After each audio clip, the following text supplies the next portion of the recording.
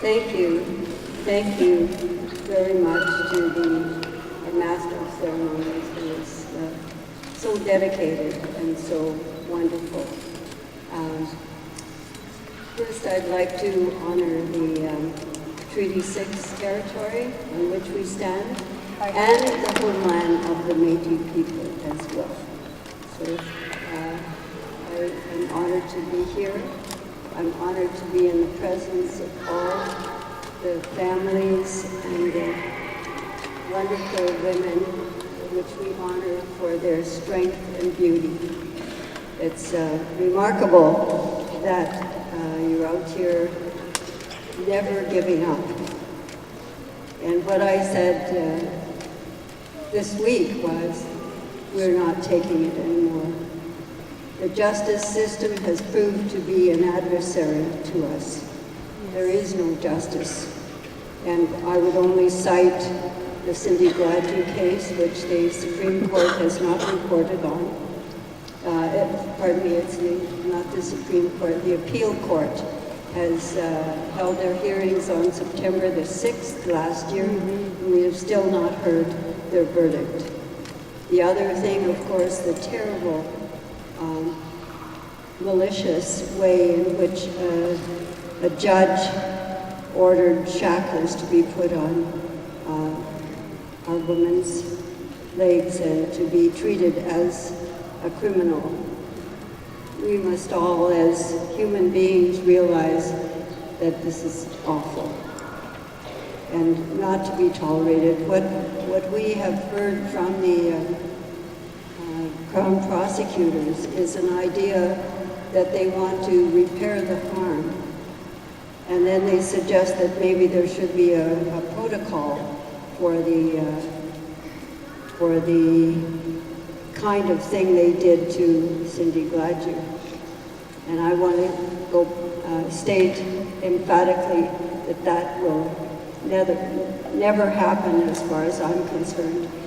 What they did to Cindy's body was a criminal offense, and they should face the justice that they shouldn't be above the law. What they are doing in the courtrooms is persecuting our women and leaving the families out. And so when no information to the families or to organizations or to anybody that would care.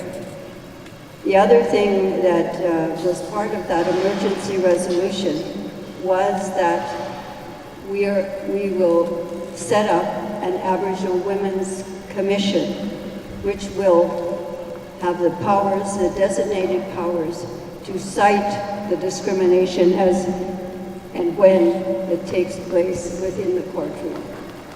We can't refuse. We have to take our dignity and our integrity into our own hands.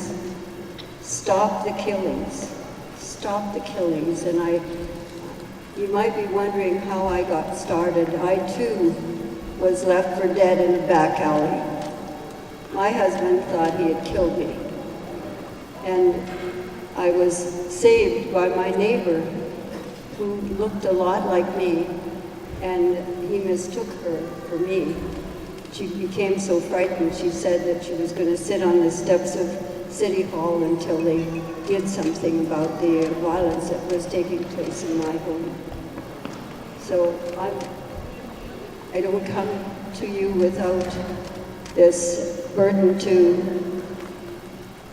carry. And I want to tell you another thing that drives me all these years, was that the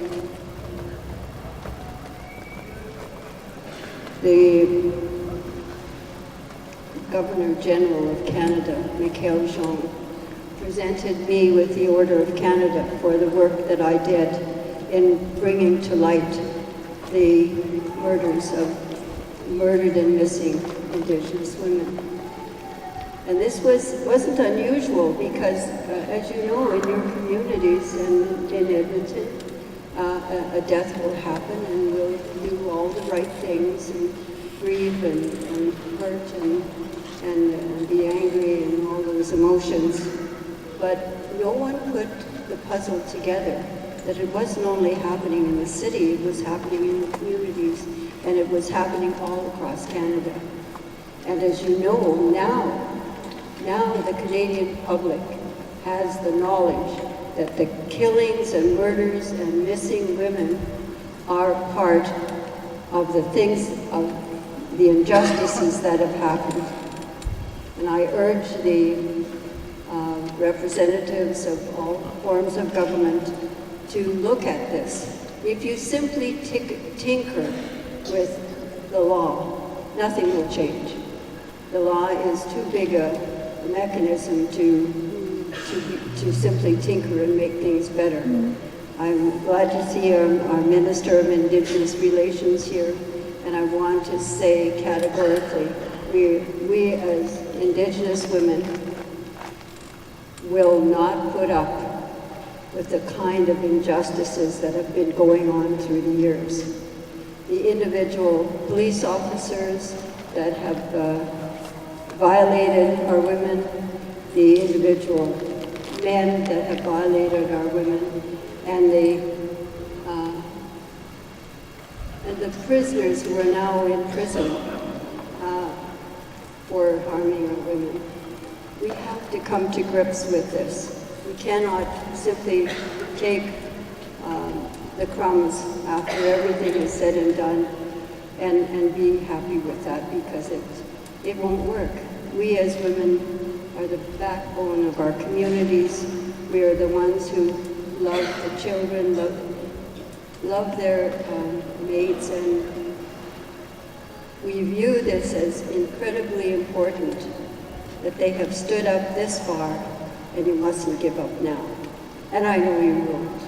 So I would welcome you to hear the stories that are true. That's the one thing that I would urge you as officials to believe, is to believe the women. Believe the women without question, because they have nothing to gain unless they are believed. I'm glad I'm here. I'm glad you're here. And I thank the organizers, and I will draw your attention to the Institute's display there, which says, this is our breaking point. This is the collective outrage. This is our breaking point, because we truly love the Indigenous, Aboriginal women in this country, and they deserve, and we deserve something better. Thank you, Ben. Thank you very much.